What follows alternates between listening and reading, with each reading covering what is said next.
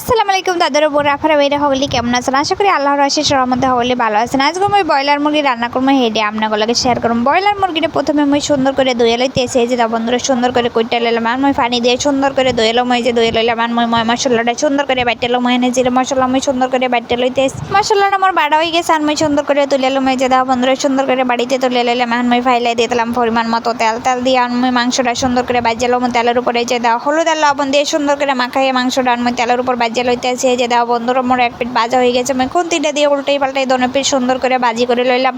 আর মই মাংসটা তুলে লইলাম আর আলুটাও মই ভাজি করে লইলাম। এই যে বন্ধুরা আলুটা দিয়ে মাংসটা মই রান্না করবো, এই যে আলুটাও মই ভাজি করে লইলাম, আলুটা মই তুলে লইলাম আর মই দিয়ে দেবো ফাইলে পরিমাণ মতো তেল। এই যে বন্ধুরা পরিমাণ মতো তেল দিয়ে পেঁয়াজ কুচি দিয়ে দিলাম আর দিয়ে দেবো রসুন বাটা জিরা বাটা সব কিছু দিয়ে দিলাম। এই যে বন্ধুরা দিয়ে একটু লড়াই চাড়িয়ে ভাজা করে লম, এনে ছাল এলে সব কিছু মই দিয়ে দিলাম পরিমাণ মতো পানি দিয়ে মশলাটা মই কষাইলাম। এই যে সুন্দর করে মশলাটা কষাই লইতে, এই যে বন্ধুরা খুন্তিটা দিয়ে সুন্দর করে লড়াই ছেড়ে আমি কষাই লইতেছি। এই যে মশলাটা মোর কষানো হয়ে গেছে আর মই মাংসটা দিয়ে দেবো। এই যে বন্ধুরা মাংসটা দিয়ে একটু হালকা একটু পানি দিয়ে সুন্দর করে কষাই লইতে, এই যে বন্ধুরা পানিটা দিয়ে মই সুন্দর করে কষাই আলুটা দিয়ে দিলাম। এই যে আলুটা দিয়ে আলুটা দিয়ে মই সুন্দর করে কষাই লইলাম। এই যে বন্ধুরা সুন্দর করে খুন্তিটি দিয়ে লড়াই ছেড়ে ভালো করে কষাই লইতে, এই যে আমার কষানো হয়ে গেছে আর মই পরিমাণ মতো জল দিয়ে দেবো। এই যে বন্ধুরা পরিমাণ মতো জল দিয়ে দিলাম আর মই ঢাকনা দিয়ে রেখে দেবো। এই যে ঢাকনা দিয়ে রেখে দিলাম। এই যে কতক্ষণ পর বন্ধুরা রেসিপিটা আমার তৈরি হয়ে গেছে মুরগির মাংস।